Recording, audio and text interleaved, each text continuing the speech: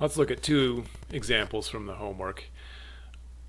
You're really getting two types of problems. Some where they give you the LU factorization already, just ask you to use it, and some others where they ask you to find the LU yourself. So we'll do one of each. So the first ones are the ones where they give you the factorization and ask you to solve using it. So number 2, they give you an A, they give you a B, they want you to solve AX equals B. So you're trying to solve this thing for that A and that B. And of course we will look at that A as an L times a U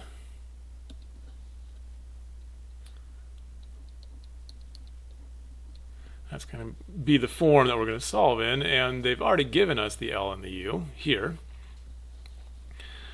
So we are looking at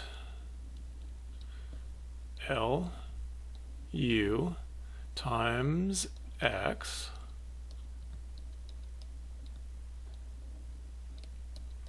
equals B, which happens to be 2, -4, 6. And keep in mind the process from the previous video. We are actually going to start by saying, hey, once I figure out x1 and x2 and x3, if I knew them, and if I multiplied them by u, anytime you multiply a vector by a matrix, the result is a vector. So I'm going to replace u, sorry, I should have labeled that.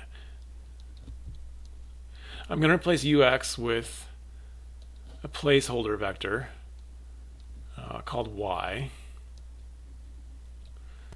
Let's call it y1, y2, y3, which again is the result of doing u times x. Don't know x yet, but I know it will come out some sort of vector, and I can go back now and say I will solve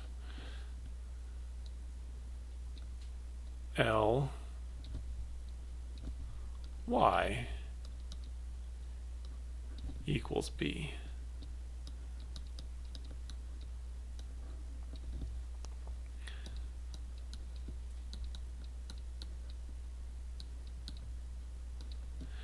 And you can solve this sort of in this format, or you can write out equations, or you can, if you're more comfortable, put it in an augmented matrix.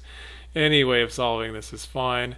I think I'm going to start sort of just by writing out equations here, and just say the top row would say y1 equals 2, so easy enough. The next row would say -2 of y1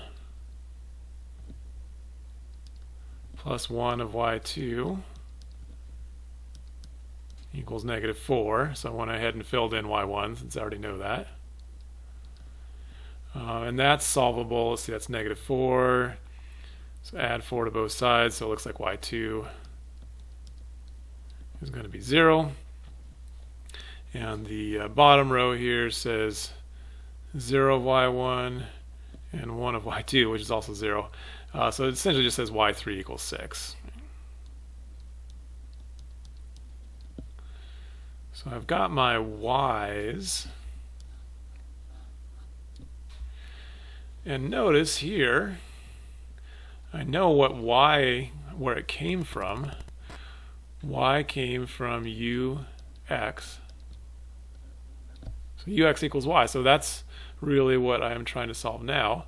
So let's look at my u, which is 2, -6, 4, 0, -4, 8, 0, 0, -2.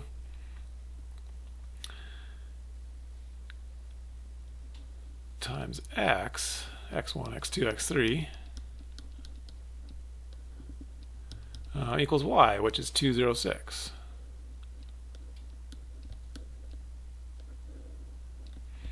So now we have another triangular system to solve, which again shouldn't be too hard.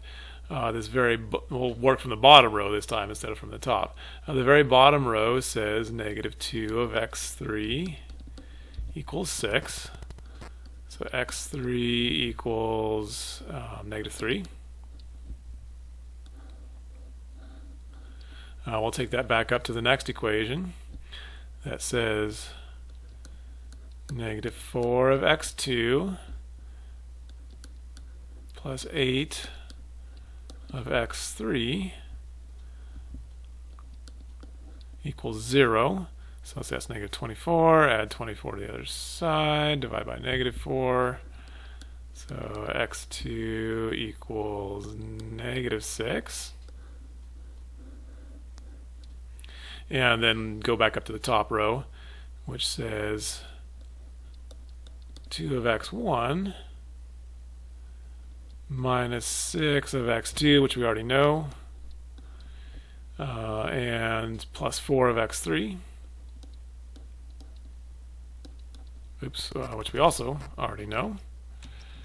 X3 is negative 3. Equals 2. So let's see, that's negative 12. So add 12 is 14. Take away 36. Let's see, 14 take away 36 is negative 22. So x1 should equal negative 11. And we're done. I don't know how you felt about that being better or worse than just row reducing augmented A, B in the first place. Again, the real power of an LU factorization comes when you're solving these over and over and over and over again. Because you essentially, with U, have already row reduced once and for all, and you can sort of do the LU version much faster than you can repeatedly reduce the A version. Okay, that's number 2, and let's take a look at another one.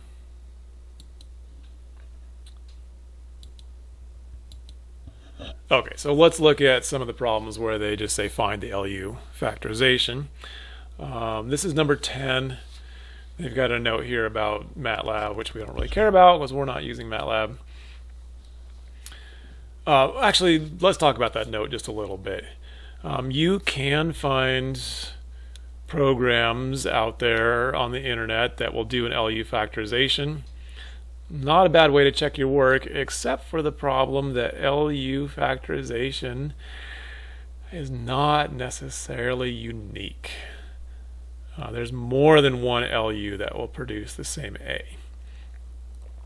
And the way that happens is something called partial pivoting, which we're not going to talk about in this course. It's really for people that are writing code to make things a little more efficient. For us, with a focus on theory, we're not going to look at that. All that to say that if you check this using some form of technology, it's okay if it doesn't come out the same way. The answers in the back of the book are designed to match the way that you would do it when you do it by hand. So hopefully you should match the answers in the back of the book. Okay, let's actually do this example here. Okay, so this is an A, which we are going to try to factor into an L and a U. And I can write down, yeah, that's horribly placed. Okay, that's going to bug me.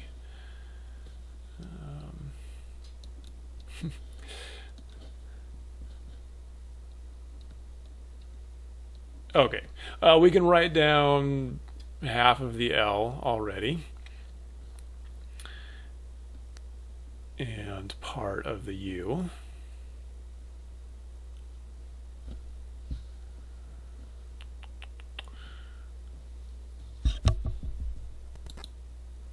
Okay, and I just noticed that I'm doing that backwards, so that's really going to bug me.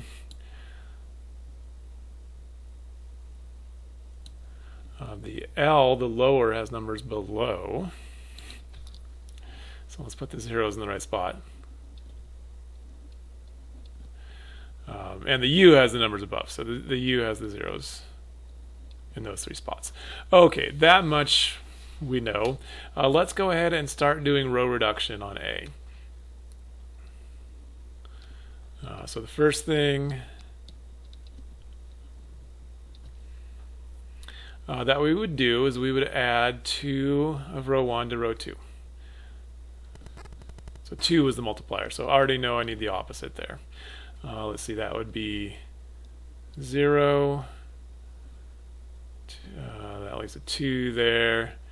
That'd be 8 minus 5 is 3. Okay.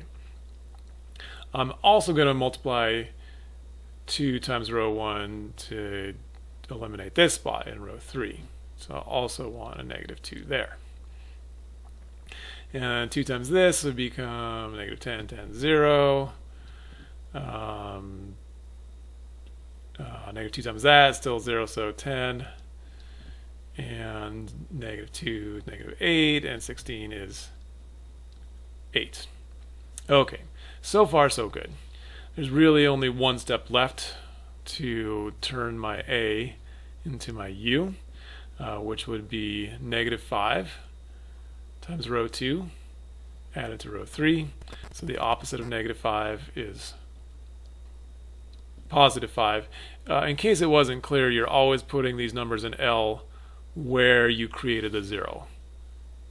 So this 10 is the spot I'm trying to zero out right now. That's the one I needed to multiply negative 5. So that's the spot where I put the opposite, the positive 5. Okay, all that to say that this now turns into negative 5, 0, 4, 0, 2, 3, 0, 0, it was negative 5, so negative 15 plus 8 is negative 7. And that's the U. I should have just been writing that up here.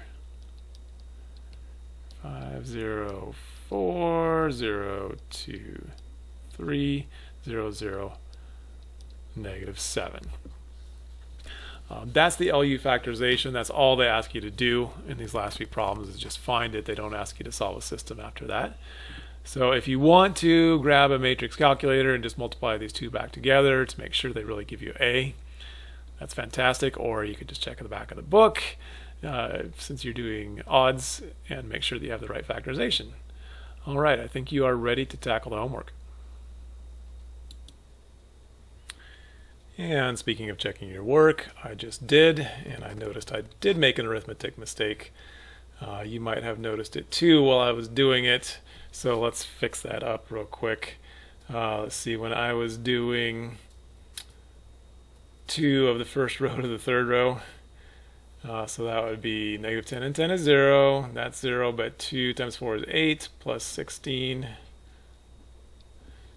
Let's get on the right. There is 8 and 16 is 24.